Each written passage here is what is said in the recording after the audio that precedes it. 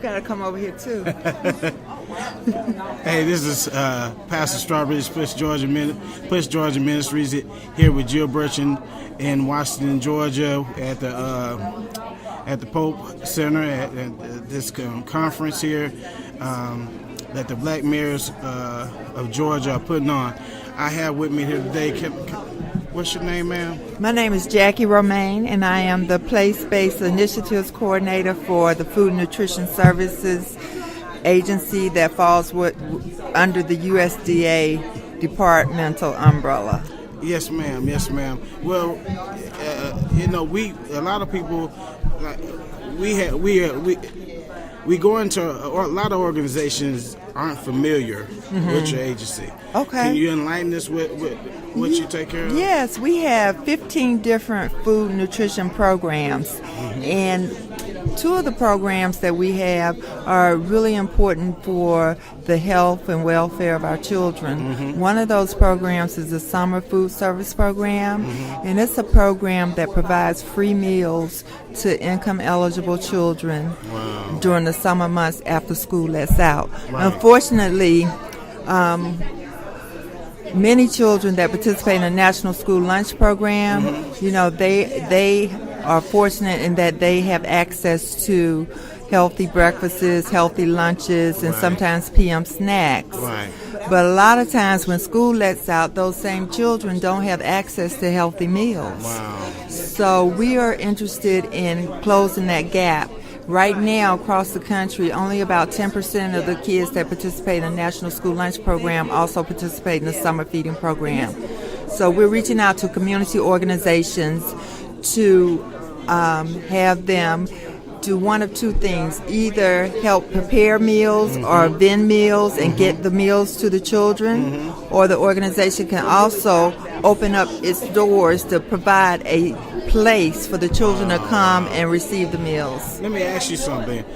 What about if you have a substantial amount of home schooling, and they have a certain area that they host their school, they have school at? Would you be also providing for that? And let's say if it's 25 or more, would that be? Oh, absolutely. If it's a 501c3 nonprofit organization, then they would be eligible with other criteria to contract with the state agency so that they could get those meals provided to the children free. Wow. So, I mean, listeners, out here for P.U.S.H. Ministries, I tell you, this is a magnificent thing that you guys are doing. That this is created by the federal government. This is funded by the federal government, and we work through various state agencies. In the state of Georgia, the summer food program is managed by the Georgia Department of Early Care and Learning.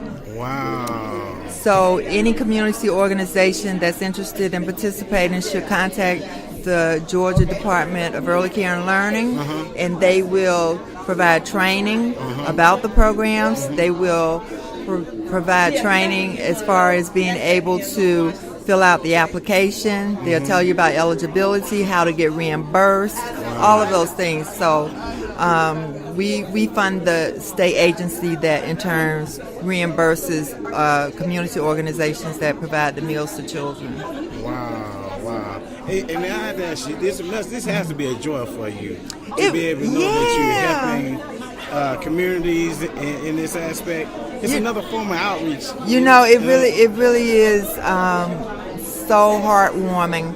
I visited a housing community, a low-income housing community in Mississippi last summer that had the feeding program, and they had it in their recreational center, and it was so heartwarming to see, all the kids from the community come, and they knew what time to come, and they would bring their little brothers, little sisters, and, everybody got a meal, and they had fresh fruit, they had veggies, they had turkey sandwiches, they had, and they really enjoyed the meal. Wow. And I think they also enjoyed the the experience of coming together, eating together, they were so mannerable. I mean, they came in, they knew they had to go and wash their hands, and then they had to get in line, and then they had to pick up their trays. And if it was something that they didn't want on the tray, then they would put it like on a sharing table so somebody else could pick it up. But it was truly heartwarming. So we're really looking for those types of organizations that have a real passion for wanting to see kids receiving good, healthy meals during the summer. And we also have a after-school program that does something very similar to that. Because like I was saying before, a lot of children, once they leave school, that school lunch might be their last meal that they get. You're right.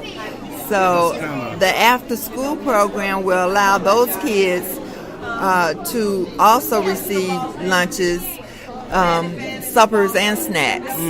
So those kids that participate in the after-school programs, the after-school program would contract again with the state agency, and in the state of Georgia, that's the Georgia Department of Early Care and Learning. They would contract with them so that they could get reimbursed for meals that they serve to children at no cost. Wow.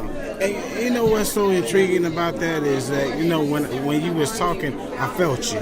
I really felt the compassion and the passion to do such a work in the community. And what we would like also, just listening to you, talking to you, help push ministers as much as you can, and we'll provide and help you guys as much as we can. It's so much needed in our communities, right? And that's what, even with Mayor Burns and the city of Washington right now is going through, but yet it's like a foundation for, he said another 12 city venues in the state of Georgia. Right. So it's like, I remember this old deacon that said one time, he said that it takes a whole bunch of skilled people to build a house. Skilled people. He said, but all don't have the same skill. It kind of reminds me of Romans 12. He said that, you know, all have different body parts, but all are important. But what gets me about this whole venue is that, like a house, you got one comes in and do the foundation. You got one come set the foundation. You got all the different builders come in and enclose it and do the diameters and all that other stuff. But you know what? What gets me and what he said that was most important, it took months, even years, for some structures to be built. But it don't take no skill to come in and tear it down. Wow. It don't take anybody with any skills whatsoever to come in and tear down what it took skills to build. That's right. All it gives them is give them a hammer, mallet, or whatever to tell them just tear it down. And that's what we have to stop doing in our communities is stop allowing, they call it this day and time haters. But, you know, even, but a lot of people say haters this or haters that, but the haters are what get you promoted. They want to get you promoted because if you didn't have haters, you couldn't be pushed to your destiny. We'd like to be stagnant, and a lot of stuff we learn from water. A lot of stuff comes in the water. Bacteria, it'll form in water if it's stagnant. So what your organization is doing and the impact is going across the state of Georgia right now, I can see it even going on the national level. Oh yeah, and we do have this program in every state in the nation. We have the biggest challenge in making sure that the rural areas are covered, though, because of the transportation issues, because of the distance between. Yes, ma'am. You grab those two right there. Now, I was saying in the rural areas we have the challenge of transportation because the children may live further and further away from each other and away from a community center or a place where they could gather to get the meals. So But we have some creative ways of dealing with that too. Some communities have retrofitted a school bus to carry meals and make stops at in different neighborhoods. And, make a stop, 20 minutes, get the kids fed, get the children fed, pack up the rest of the meals, take them on to the next stop. So there's some creative ways to deal with that issue, but we really want to increase our presence in the rural communities. Wow. You hear it right here first on Push Play Radio. The focus is the rural areas within not just Georgia, but she just said it. This is a federal thing. This is not a Georgia thing. This is outside the limits of just Georgia. This is all over the United States. So it behooves us to take advantage of what God is doing, how God is doing, and what He's about to do. Could you give us your contact information? I sure can. Again, my name is Jackie Romaine, and I work with the Food and Nutrition Service in the Southeast Regional Office in Atlanta. My phone number is 404-562-1943. All right. It's been an honor and a privilege to speak with you about what's going on and enlighten us. We thank you. God bless you. Okay. Well, thank you. Thank you so much. Yes, ma'am. Okay. All right.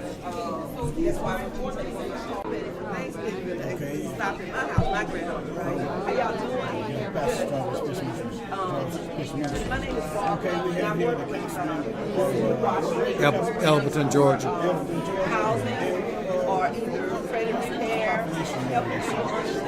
About 19,000.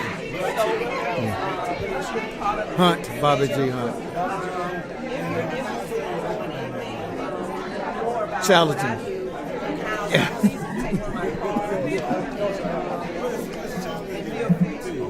Well, getting the government to cooperate with nonprofits and doing more in the community with the young people.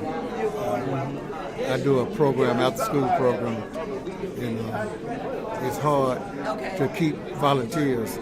You have to get some stipend of some kind, and they don't offer those services from the city perspective.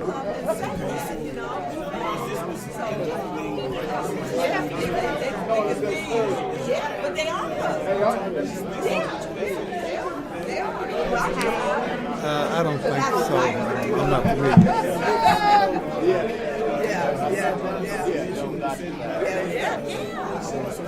I don't want them to. They need to stay with that. They will be heartbroken to know that they're not cousins. Mayor Adley, how are you? Elberton, yeah, I think he's coming. Yeah. He's coming there. He's going to come to Elberton. Yeah. But let me introduce you to someone here. This is Charles Jackson. He's a new commissioner with the county. This is Mayor Bill Evans. He's mayor of Sparks. Yeah. So I worked with a lot of programs. Just got elected to the board outreach.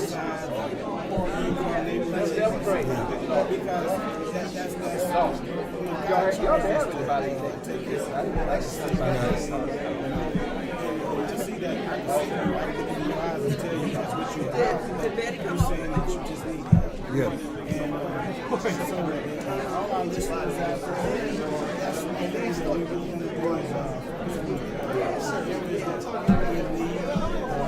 Did you go back to make it on your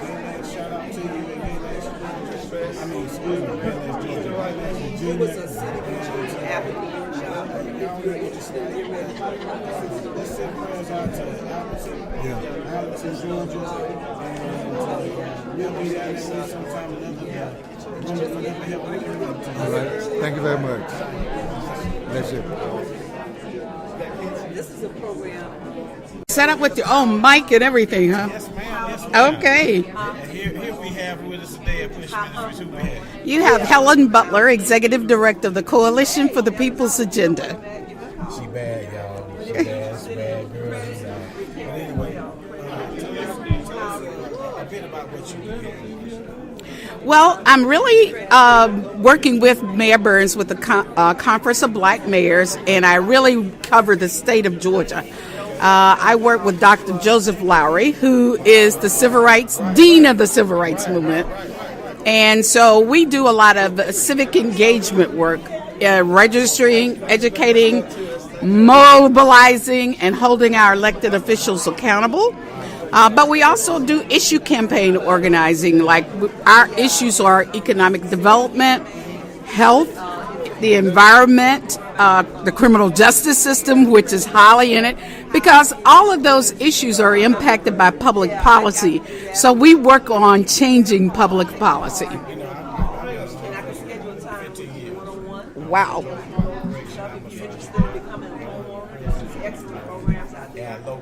Mm-hmm.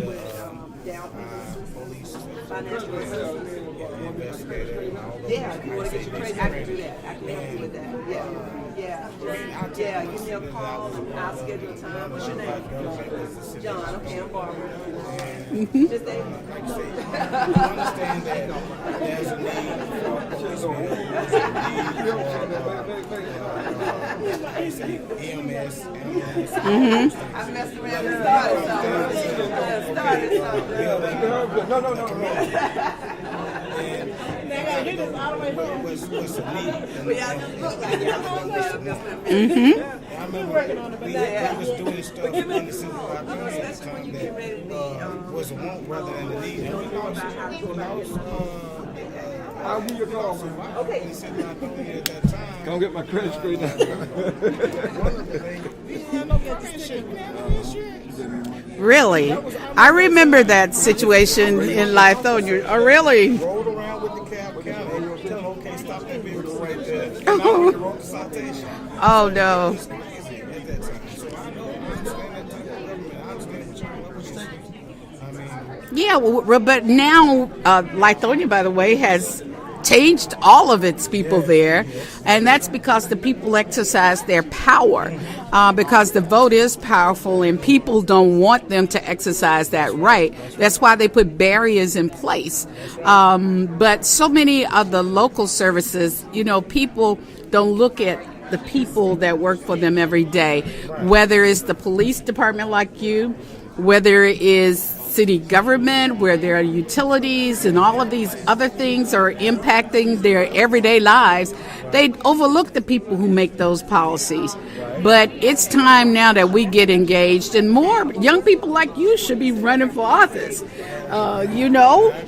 We need voices that will be for the people. That's why I live in Richmond County Industrial right now. And being involved with people like Mm-hmm. hopefully we can develop a relationship. That's what I'm because a lot of people, I'm 38, I'll be I understand that people are upset about what's going on with our young men. A lot of pastors have been because they don't want to say nothing out of feeling like they're being hated. I don't want to say it out of hate. They're trying to be politically correct. Well, one thing that I remember when the Bible says when Peter cut off the Roman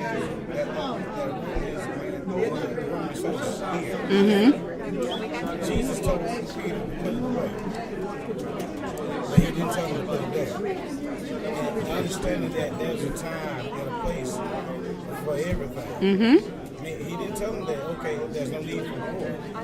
He said there's a time and a place for everything. But it's how you approach it. Exactly. And basically what you're saying, economically, you can be hurt. You can be hurt economically if we will come together in agreement. That's right. And just like right now, the Pope Center and what's going on here, this is a great occasion. One thing that arrived in my mind was it took a bunch of people, skilled people to build this place. Yes. But it don't take nobody with skill to take it up. Exactly. That's what's going on. But it also had to have the vision of an elected official who made it happen in that community. And who was that? That was Mayor Willie Burns.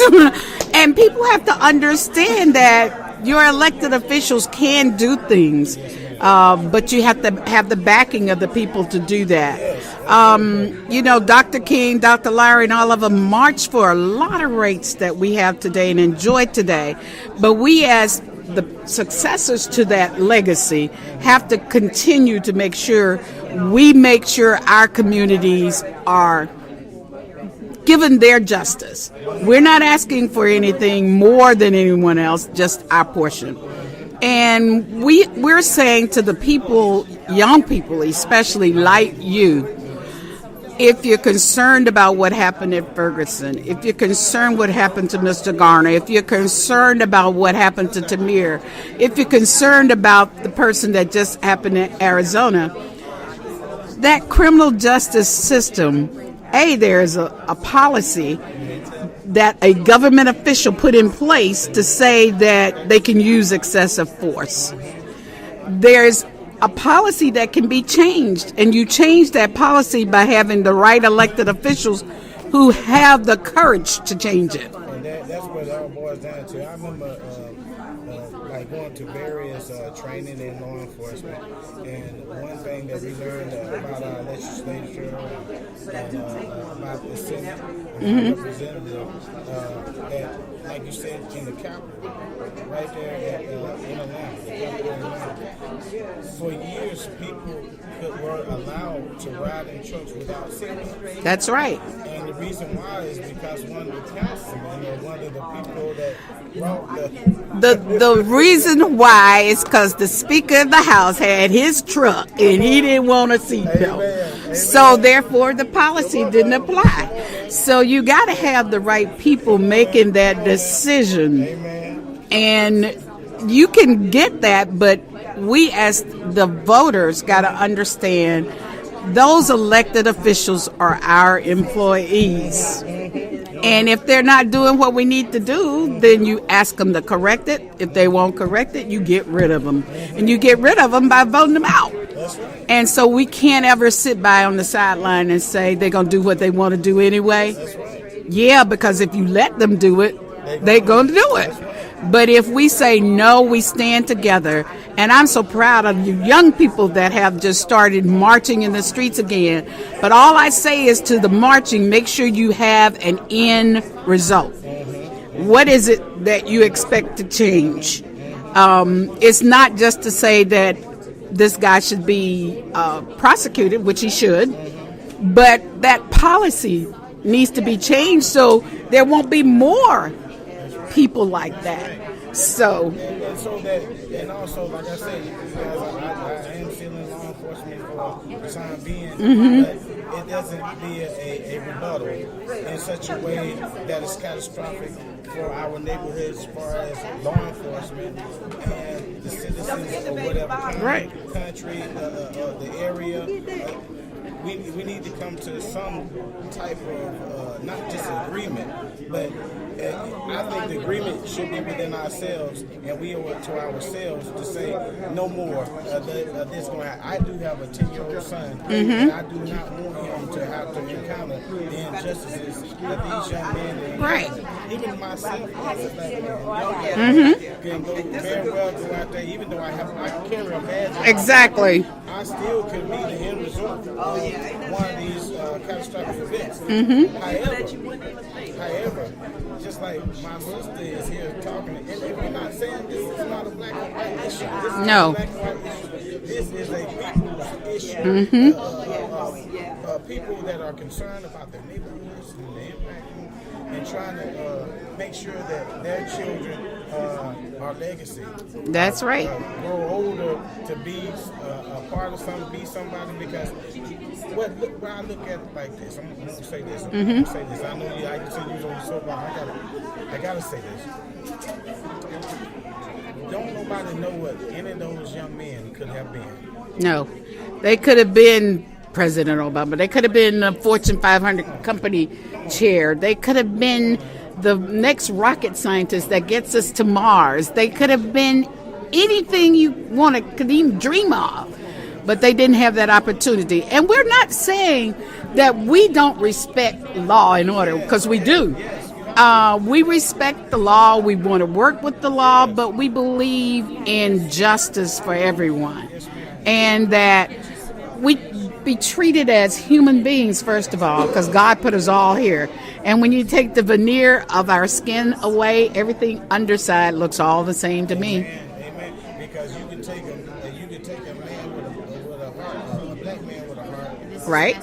and put it in a white man that has a heart. And you won't know the difference. You It's still going to do the same thing. And the other part to it that intrigues me, I know that, I don't care. I say I don't care if anybody really get upset about this. I won't say it as a young man. Is that before we can really focus on the outer shell, we got to focus on what's going on the inside. That's right. In our neighborhoods.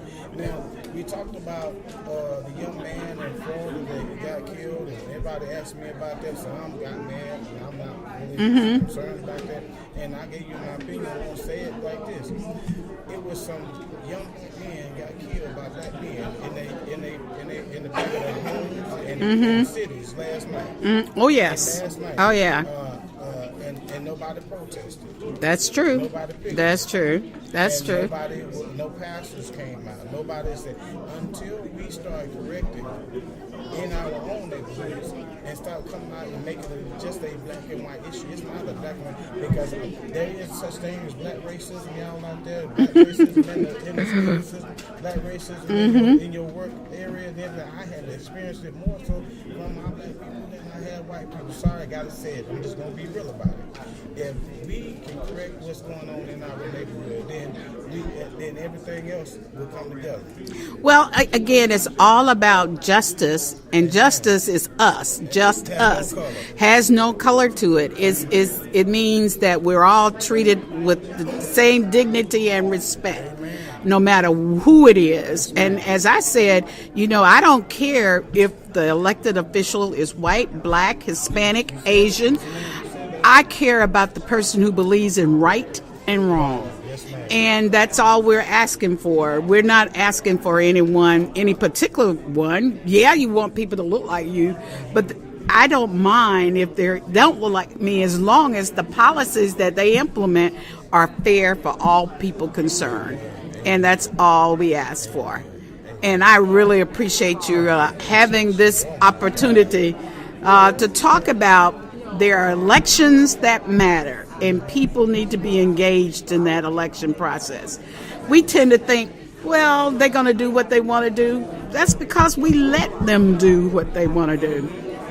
But if we speak up, and if we take the courage to some of us to run, I talk about running, but I don't want to run.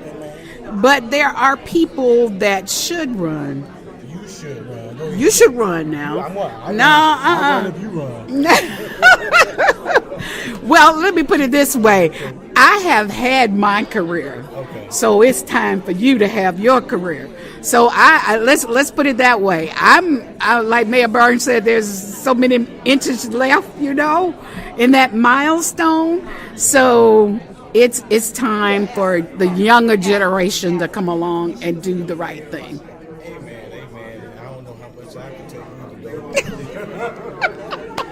Well, all of us can do something, though. Right. If I can't run myself, I can give you money to run as a candidate, right? I can give you support. I can make phone calls. I can go knock on doors. I can tell people to vote for you, right? See? Yes, ma'am. And I can do the same for you. Well, some of us don't have the temperament for it, and I understand that.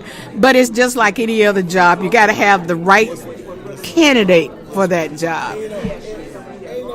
Maybe later on, that'd be doable. That's something to look at. But my kids are still small. I would want them to just be a little older, probably about 3 more years. Right. A little older, because I want them to understand. Right. What's going on in that area, and I know it takes time away from home. Like Mayor Burns said, you spend a lot of time away from home. Oh, yes. And I used to putting out fires, even as a elder in Stone Mountain in Latonia, no, Stone Mountain on the Bishop Harper III. And sometimes he couldn't get to it. I had to go. Right. And when you get those midnight calls, that's something else. And now here, as a pastor here in Augusta, and I get calls all the time. Right. From people, a lot of people say membership. I don't count membership, but from people that's not part of my organization. Exactly. They're just in the community. You're just a concerned pastor. That's all. That's all. And help me deal with their sons. And I'm sitting there like, I got children to deal with my own. But I understand that this is what God created me for. Right. And when you understand what He created you for, then it'll be easy. That's true. That's very true. And like I said, some of us are made for it and some of us aren't. Well, you certainly are made for it and that and No. Yes, ma'am. I like working with the people every day. I'm not the one to go talk about the laws and all that. It's dealing with the people that make the difference. That's my ministry. How about that? You shut me up, then. You shut me up, then. Okay. You shut me up, then. That part of it, I'm going to leave it alone because I can't understand it. Yes. A lot of people say, you know how you get in the church and them old pastors say, God told me to tell you that tomorrow is coming. All right. And you sitting there like, I know that.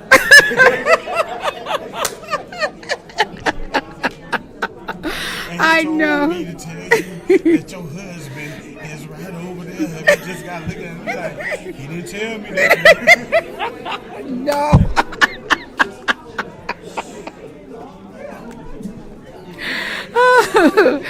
Oh no, but I really appreciate the work that you do and keep up the good work because we need people in the community helping everyone. So. Okay, great.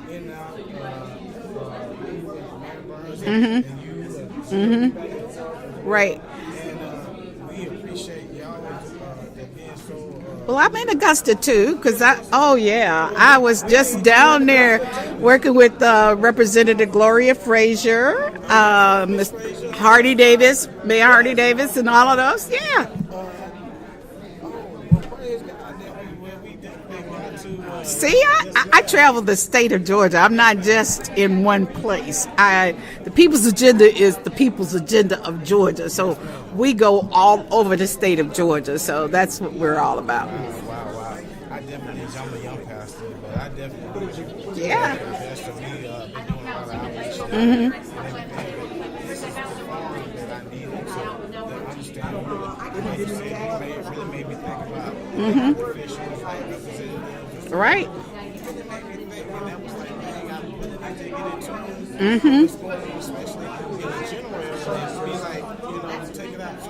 Right.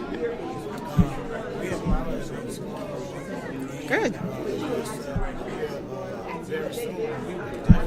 I'd love to be a part of it. Just let me know. Just let me know. And we did a thing this past election cycle called Faith in Public Life. And that was really getting the church back engaged in the civil rights movement. Because if you look at the civil rights movement, its foundation was the church. It was the church, exactly. And so we've got a lot. We're not advocating they be partisan at all. It's all nonpartisan. It doesn't support a candidate, doesn't support a party, but it does get its people engaged in the process, just to make sure that their voices are heard and their interests are represented. So I'd love to work with you in the future, and would definitely call on you. Great. Yes. And that's a wrap for us right now, but you will be hearing live from this lady here, OMG. Powerful woman of God, and thank you. Oh, yeah. Conclude this interview for now. Hi, my name is Terry Miller. I'm the president and owner of T&Y Tax and Accounting Solutions. As a former revenue agent of 29 years, I can guide you through the maze of the tax complexities. Give us a call at 706-228-4880 or look us up on the web, www.tnytax.com. dot a tax solution for you. I look forward to serving you. Thanks. All right. I have him with me today. Kevin Elam. Okay. Tell us a bit about yourself, sir. Basically, I'm with National Life Financial Service Group. We're located in Perimeter, and we're basically helped was a crucial sponsor with this event today. Okay. Basically, what we're totally committed to is financial literacy. Basically, in our community, what's going on is teaching people how to make money work for them 24 hours. Okay, and how to leave a legacy in our community. So that we don't practice. It's biblical.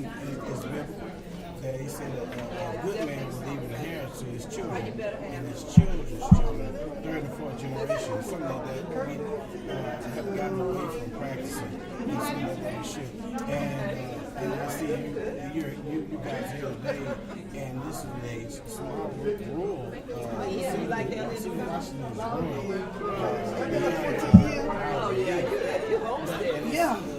Somewhat today is also, how you say, I don't want to call it a guinea pig, but it's the foundation for more small cities. Exactly. We're committed to really making an impact in these communities. Basically, once again, dealing with financial literacy. Making sure you can only work so many hours a day, but your money could be working all day and all night. Also, not only that, there's so many people that haven't been informed or who are misinformed. And we want to straighten that out. Some people think you got to have big money to make money. It's just, it could be a little money over a long time, okay, or over a certain amount of time. And that's something that we have to look at. It's not how much money you make, it's what you do with it. Inheritance is huge. One thing we know for a fact, we're going to leave the planet. As we know it anyway. We got to die. What if your father would have left you $1 million? Your father died, leaves you $1 million. And in our community, that was just the norm. It could make a total impact on the economic stability of these different communities. And teaching our children on credit and on how to deal with a checking account, and starting from a young age. It's not so much that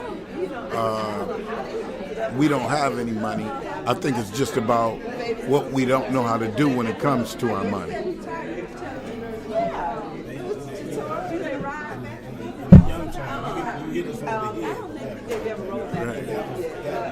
That's what it really boils down to. A lot of us aren't educated, and we won't take the time to get educated on finances. And a lot of times we don't realize that generational curses, that's real. That's just real. And nobody talks about it. Your family did, your mom, dad did, raised you talking about you need to keep your credit together. You need to make sure you put something away. Stewardship is a great advocate for your children to understand and learn, and it needs to carry over. Remember, when you have stewardship, just when you practice it, it's also when people around you, they begin to understand the demographic of being a great steward of your everything that you live, and how that you can share with the communities like you guys did right now. You should share your wealth and knowledge. Well, something, my boss, he's an unbelievable individual. His name is Jim Cook. He's made a commitment to our community. He's hired me as a diversity leader and also a manager for the company. What we're looking at is really making an impact once again in all these communities, letting people know what it is and what to do when it comes to their money. I look forward to coming back and not just doing like a day like today, but doing some symposiums. Also letting them know what the Affordable Care Act has for them, and just making them very literate. But one thing I can't express more is, once again, is that legacy, that inheritance. That's something that could make a huge impact. I know I'm going to leave the planet, as I might seem to be today. But my son, I want to leave him, financially well off. If you go to the doctor today and they said, hey, something, you only got about a week to live, would you have enough money or have set up programs where your family was taken care of? Well, one thing I don't want to do is have to close my eyes and say, wow, what did I leave my family with? What kind of legacy? What kind of inheritance? Is my wife going to be okay? What about my children? Are they going to be able to make it through college? When you can just go to sleep and say, Lord, take me home, and you're happy to leave because you made your mark, that dash, like from whenever you was born to when you end, that's your life. That's your life, okay? And what you've done, what you've accomplished, how many people you've impacted, okay? And, how do you want it to read? Do you want to read, hey, he was a good father. He was a great businessman. He loved his family. Those are the type of things I want. And plus, I want to know that, hey, he left a great legacy and inheritance. And my job is to come out as Kevin Elam and to come out and teach, train, and help develop folks and spread that knowledge. And if you need me, you can contact me at 770-256-0338. That's 24/7. And once again, I'm committed to doing this, and it was a pleasure speaking with you. It was a pleasure speaking to you too, sir. And we This is all we have here today. Mayor Linda Wilkes from the city of Keysville. Oh, man, Keysville. I've heard about Keysville. I live in Augusta, and I have the honor and pleasure of meeting you here at Keysville. What's such an honor to have you here. And we're here at the Outreach Convention in Georgia. And so, could you tell us a little bit about what's going on here? Sure. I'm from Keysville is a rural area that's located about 30 miles south of Augusta. And right now we're getting ready for our Christmas tree lighting ceremony. That's going to be Monday. Monday night at 6 o'clock. So if you all are in the area, please drop by. Okay, and one of the things that, now I love my town. I have wonderful people, but we do have issues. And one of the things that's really passionate is my concern for my young people from the ages of 18 to 35. We have a problem with them finding jobs. And one of the reasons is that we have a lot of felons. Some of them are drug felons, and with the drug felon background, it's hard to find jobs. It's hard to get benefits. So we are trying to find programs to help us get our young men off the street and to become productive citizens.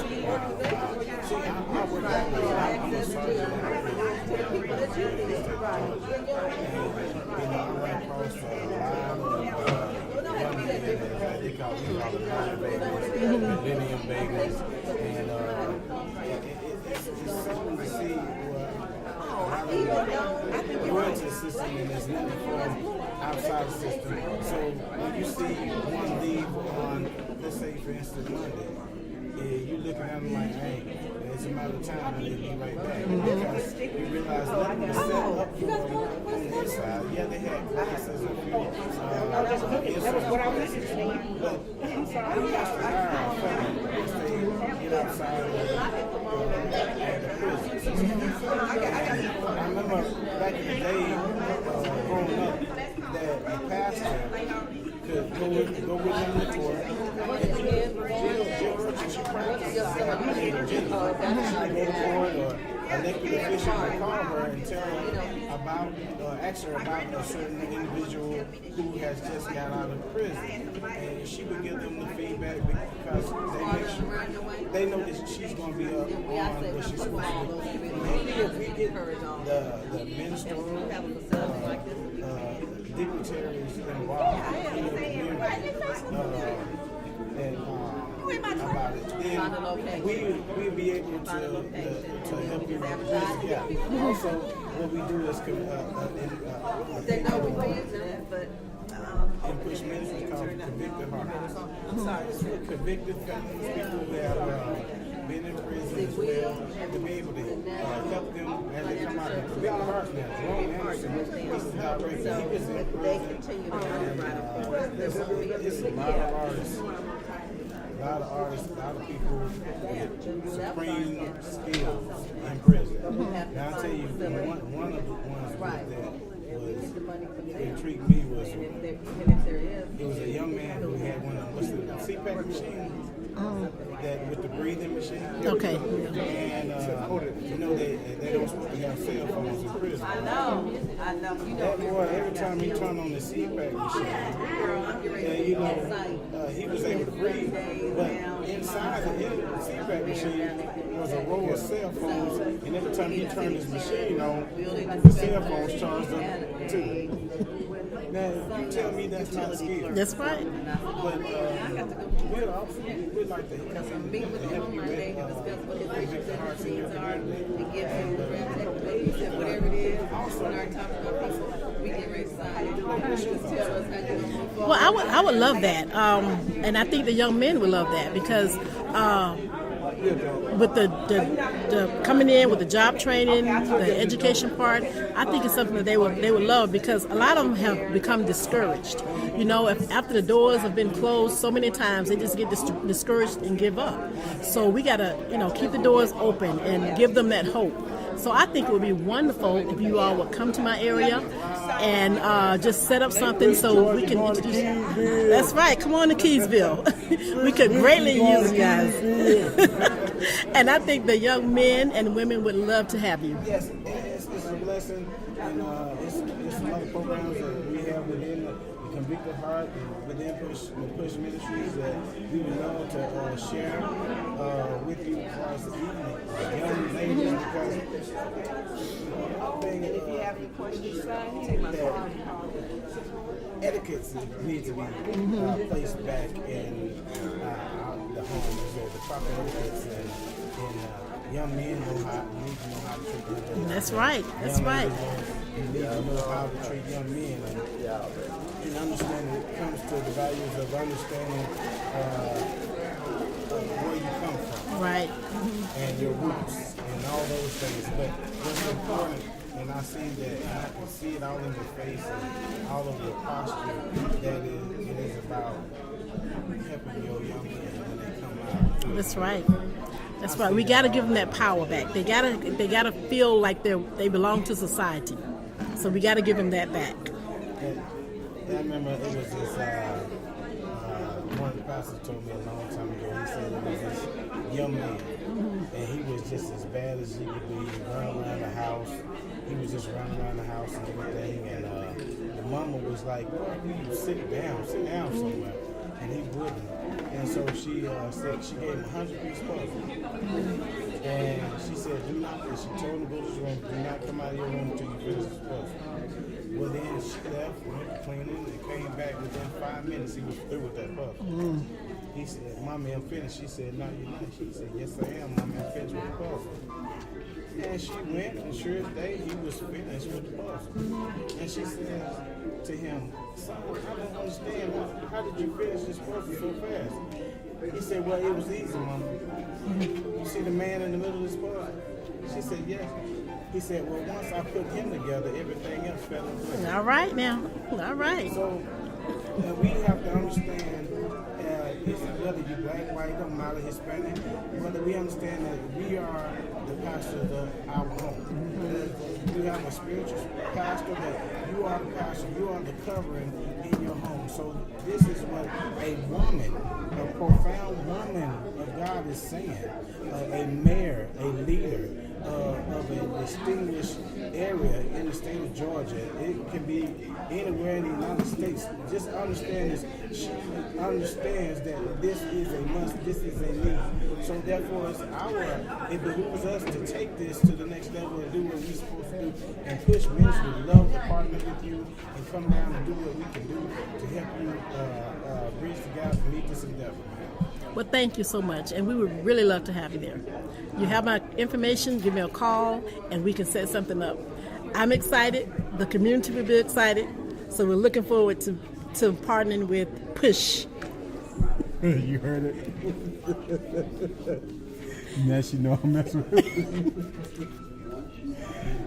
her. Amen. So there again, we'll be here, and we'll be partnering with Mayor Wilkes, the city of Keysville, where everybody is somebody. I guess you heard that pitch, Mr. God bless you. Yeah, we'll be partnering with you. Thank you. How you doing? I'm doing great, and you? I'm doing fine. Who do we have with us today? My name is Celeste Scott, and I'm with Helping Hands of America. Oh, man. Helping Hands of America. We've been in business for 7 years. Wow. You enjoying yourself? I love it. What we do, we help people save their homes through a loan modification or prevent it from being foreclosed on. And a home can be saved through the courts or either putting in paperwork with the mortgage company. So what we do is we help the client do all the correct paperwork that goes into getting a loan modified or a principal reduction. A lot of times the banks will send you out 2 or 3 sheets of paper, but that's not all the paperwork that you actually need to get that loan modified. Right, and a lot of times your budget keeps you from getting the modification because you don't fall within their guidelines of 31 to 38% income to debt ratio. So we keep you within that debt ratio in order to make it more affordable for you. And this right here,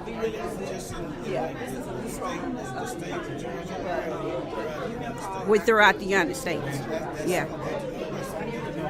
Listen, that's something good to know. She didn't say state of Georgia, she didn't say state of Virginia. She said throughout the United States period. So in this thing, all over the United States, this is something that is powerful to understand and know and listen to right now. So basically, you're saying that this is happening. How many areas do you have? Well, I helped a lot of people in Georgia, Alabama, Mississippi, South Carolina, North Carolina. It's wherever the clients are either referred to us or we send out paperwork, mail outs to them, and we get clients that way. A lot of times clients tell us that they're working with the bank right before a foreclosure, or they're waiting on the bank. Well, sometimes you don't need to sit there and wait, because what the bank will do is wait till the last minute. Say if you got a foreclosure on a Tuesday, which they foreclose every first Tuesday of the month in Georgia. So you'll be waiting for the bank till Friday, and the bank will come back and say, well, you was denied. They don't give you enough time to get yourself together to save your home because foreclosure is Tuesday. So it puts people in a bad situation for saving their homes. But if you go out in time and don't wait for the last minute, you can get your loan modified. A lot of times we have stopped foreclosures the day of, but that's drastic things, you know what I'm saying? Banks want the paperwork on their desk at least 10 days before a foreclosure. So I would advise you not to wait till the last minute, but get someone who's familiar with what you need to do to be successful in getting your modification.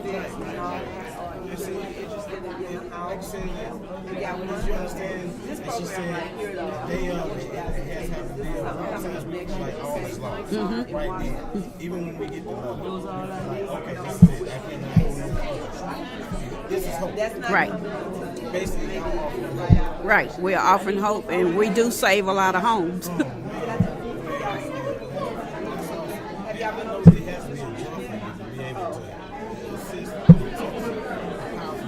Right. I love doing what I do because I can teach people at the same time.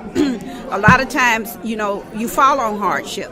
That's something you can't control, but don't be shame or bashful about it. Speak up and let someone know. A lot of times you go to the bank, and I know you sent your paperwork in and you're waiting to hear from them, and they lost the paperwork, they don't have the paperwork.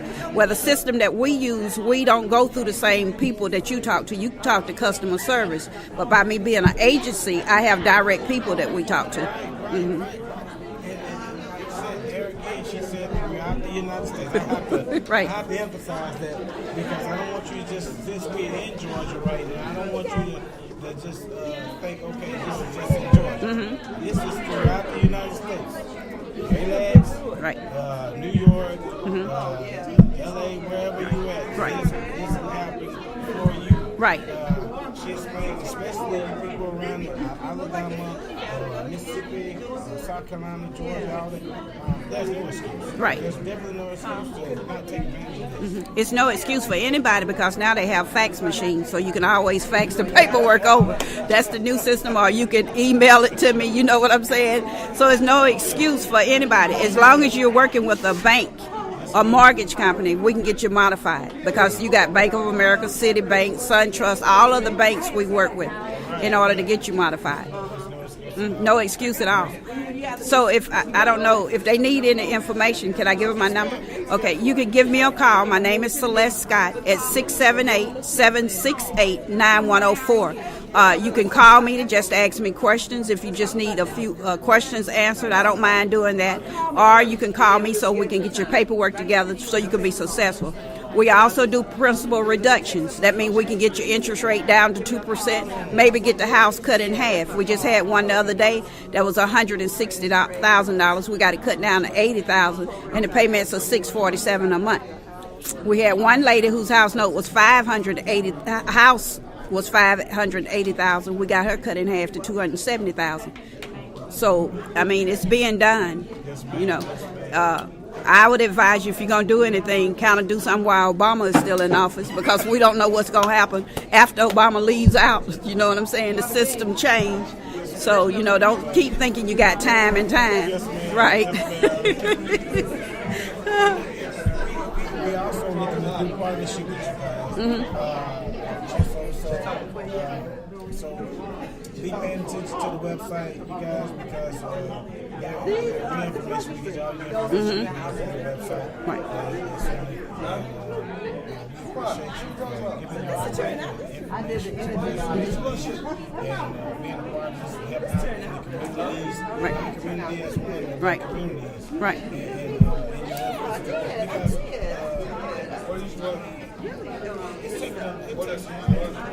Right. I was impressed with. A modification can take anywhere from 3 months to 2 years.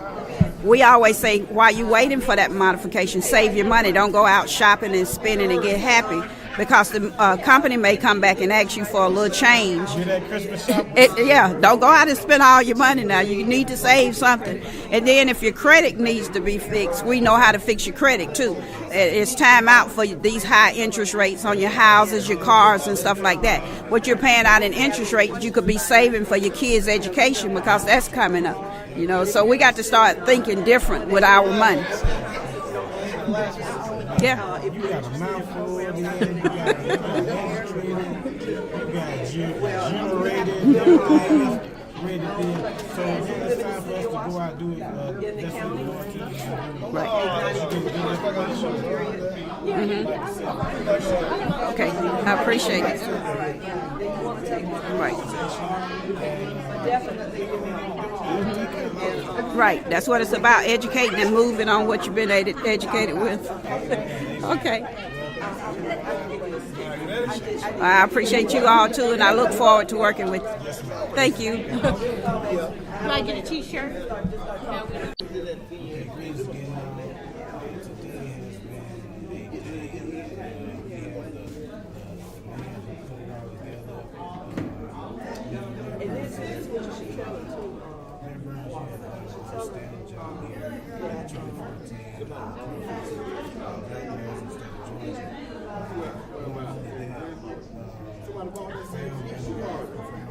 It was a person The limitation is the expectation. really broad aspect of what God is doing as part of Washington, Georgia, which may also help the state of Georgia and all of that. So we ended up around the United States as well. We got 12 other venues that we got scheduled, but this being the first. So,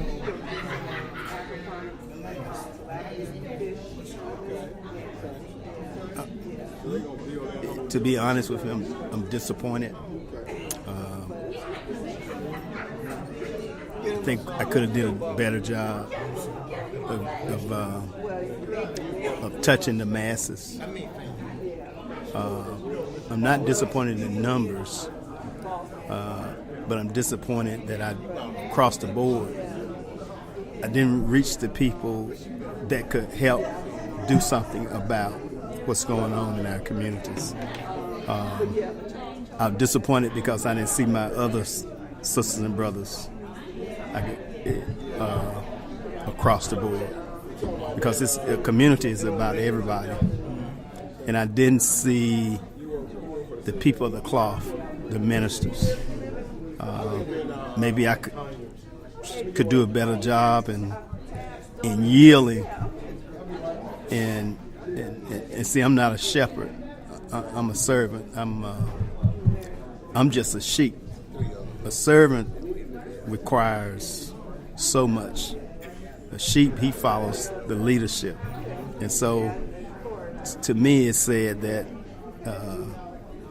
I'm a sheep herding sheep, and that's not the proper way. You gotta have a shepherd leading us.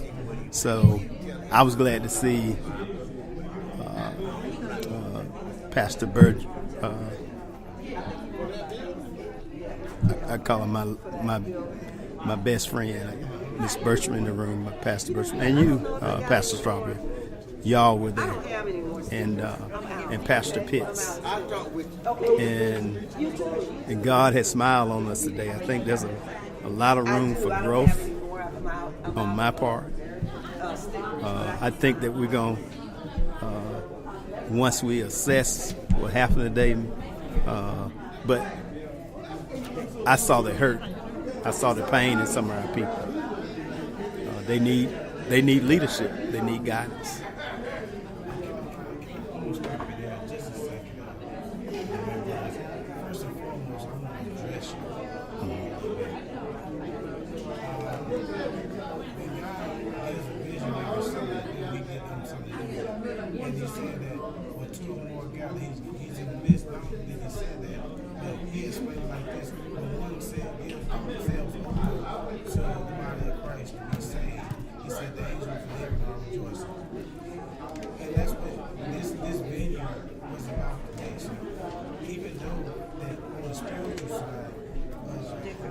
I don't have a sticker, but I can sign that for you. But yet, it had to start somewhere.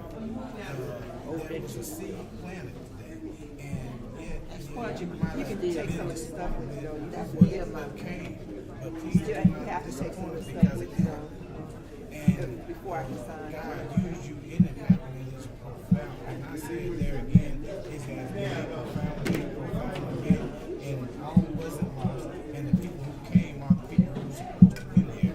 Other pastors, other clergymen that didn't come in, not saying this, I wouldn't say shame on you. You missed out. You missed out on the wonderful Yes, sir. How you doing, ma'am? an opportunity to spend that Okay, I want opportunity the to shirt. spend with your other brothers and sisters in Christ Jesus. I get the shirt. And so I'm appalled at that fact that you missed out on that part of leadership. That told what you think about what's going on in leadership and what you think about what's going on in the community. Not only that, it says about us coming together. Us coming together. See, that's the reason why I can give you a sticker, this but done is because we can come together and go attack Mac. Mac is something that you have to attack. It's not something that it's gonna sit there until you attack it. And you have done a great job of this. No matter what anybody says, no matter how you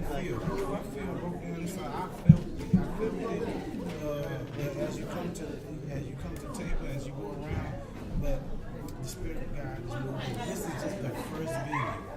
This is just the first of something major. So, and you just don't know how many seeds that you planted. And we thank you. P.U.S.H Ministries, we thank you. We thank you that you allowed us to be a part of something amazing, something historical and amazing. And I'm going to be Chris for a second. Stop beating yourself up. Stop beating yourself up on what God did. It ain't about road runners. It's not about just the Pope Center and these people here. It's about what the Spirit of God says. Now, it's us together coming collectively together and do what that said the Lord tells us to do. You've done an amazing job. You're adhering to the Spirit of God and you know the Spirit of God told you to do. So I cannot sit here and allow you on this program or you to sit here and say that I'm just. Well, it just, I'm a manager. I'll be back to officially tell you bye. We'll just take us to the car. I'll be back. And I'm my toughest critic. And I believe when I assess myself, I know that I can do better. And that's required.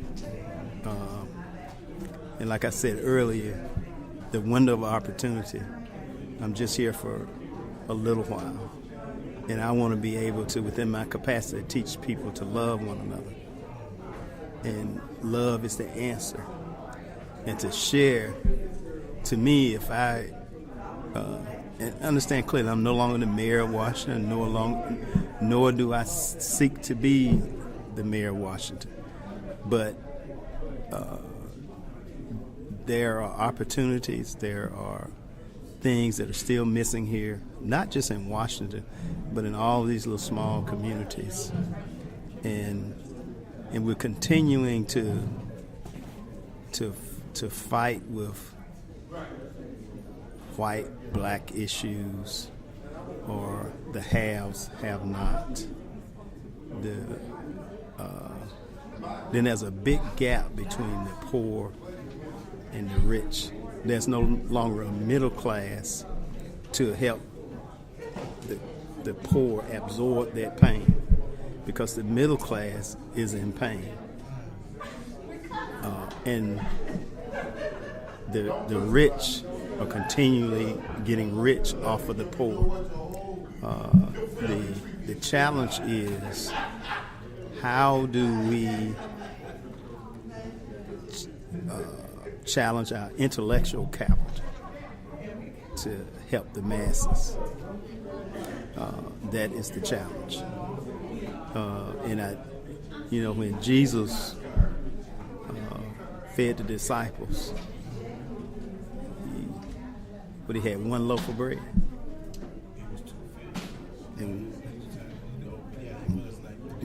Right. But he fed how many? But let me tell you something interesting about that. Mm-hmm. What's interesting about that, sir? Mm-hmm. What was interesting about that, the one that actually brought the bill wasn't the one he mentioned. Right. It was 5,000. They said 5,000 was just considered as the men folk. Mm-hmm. It wasn't considered as the women right. and the children. Mm-hmm. So it was far more than 5,000 people there on that day with 2 fish, 5 loaves of bread. But the thing about it was the one that actually brought the gift, which was the little boy, was the one that was mentioned. Mm-hmm. And so being on the platform and see, and a lot of us are opportunists, and a lot of those pastors that came, that didn't come on the day. To me, I call my brothers out. Like this time too. Sometimes we get the opportunities if it's not beneficial to us in our congregation, and we have to realize that when Jesus said that He's coming back for His church without blemish, He didn't say that the church is not a building. The church, we are the church. His people are the church. He said He's coming. It's like a groom coming back for a bride, and so we have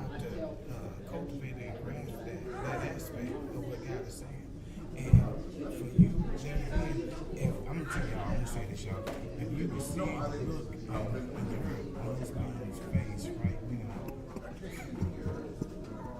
if you could see it and the genuineness in this approach, it'll tear you up right now because I really do understand how you feel. I'm serious. It seems like he lost something like that. Really, that's what he feels. I can see it in his face. To have that much compassion about your community, it's like you lost a family member. I love my people. Yeah, and I don't understand why. I don't understand why we allow ourselves to suffer the way we're suffering when there's so much opportunity. I don't understand it.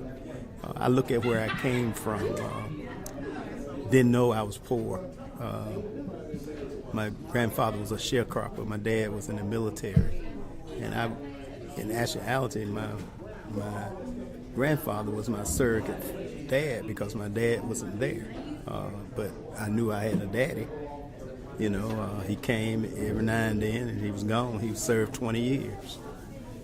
I was robbed of that. To me, all my brothers and sisters were. And here we are again. And the tragedy is that my parents instilled in us that it wasn't about them. You have a responsibility, even as children. Your burden is to get your act together, be a positive role model in the community. My mom was always saying, I don't want my children to go to jail. And that's why she was so hard on us.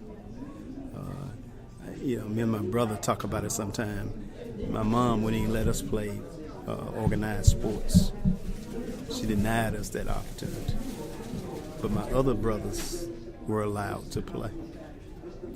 She robbed me of the ability to throw a touchdown pass, run a sweep, or throw a ball. And I know y'all might not think that don't mean anything. Her thing was,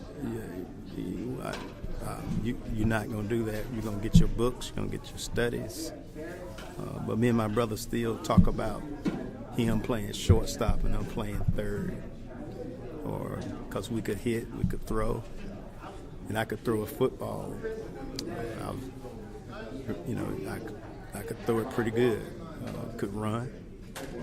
You think about those things, what you could have done we were robbed of that, but at the end of the day, you realize that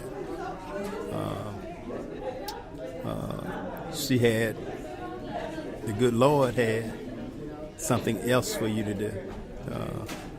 That's why she wanted you to get your books and get your work, so you could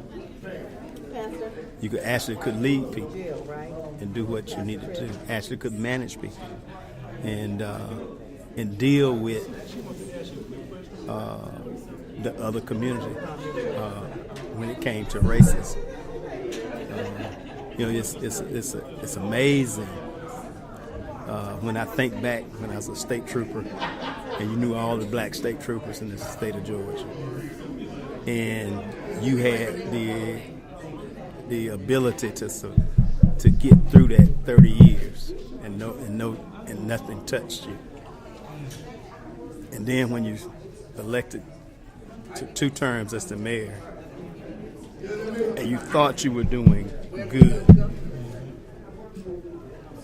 and you find out it was just here for a little while. You put a lot of good information together. So.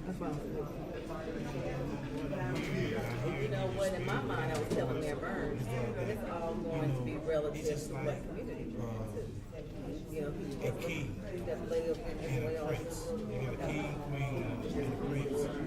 This kingdom, and then the same for another kingdom. But you got a princess, and you got to find somebody to be married to the young prince. That be princess and they got to be groomed for.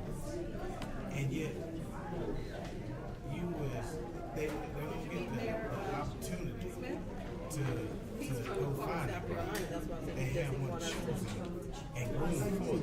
Mm-hmm. And this is what they tell me too. This is what you're saying, that you was wrong. Yes. Re-entry. Yes. You have a prison? And that's why there's a splash for it, because this is what you're going for. This is what, you know, been So waiting how many people are in the prison? like you said, for a young man, How many people a young woman to win the state championship, winning the championship. But for you, your championship is just seeing your people win. Yeah. Seeing just your but it is what it is. You got to level that stand for righteousness. That stand for righteousness. And see, and when you find out that this is what's the tragedy is, especially when it comes to black people in our communities, in the nation, we're last in everything that's good, and we're first in everything that's bad. 39 million people. Just think, Pastor, if you could get $1. So what borders Lincoln? $1 for 39 million people. $39 million. Do $2. Do $3. If we get $5 from 39 million people, we could solve every problem that we have in our community. That's where I am. I'm wondering, why do we need $39 million to solve our problems? It's a sad day. And then this is the other problem I have. I have a 5-year-old grandchild, a girl. Love her to death. Then I have an 18-year-old that's in college. Love her to death. Another girl. You see where I'm coming from?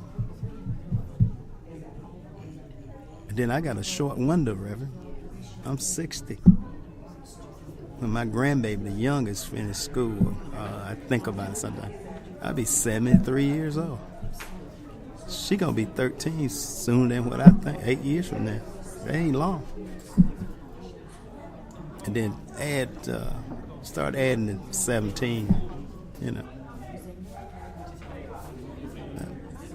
Papa be an old man, just here for a little while. So I'm gonna have to teach my grandchildren to love. Not only love who you are, but teach love and not hate. That's one of the things I would tell you like this. I had to tell my wife several times because she's passionate about education, and a lot of times she come home worn out and upset that students just don't get it, and you know, she wanted to teach them more. Then she realized, I'm gonna mess you up, she realized her own children were struggling in areas in education because she has put so much emphasis on somebody else's child, in another county, and she having to go to school, run to school, and we had her run to school, and first time I want you. And it's all right. When you know you're in your test for somebody else in your own family, because you can't give them extended to them what you extended to somebody outside. And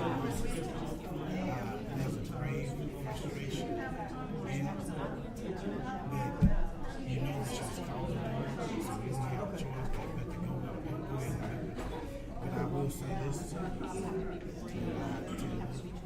really want to say that God created one. He created one. Don't believe what you can do in this and he didn't design you to be him. He said mimic him. Be like him. Be like Christ.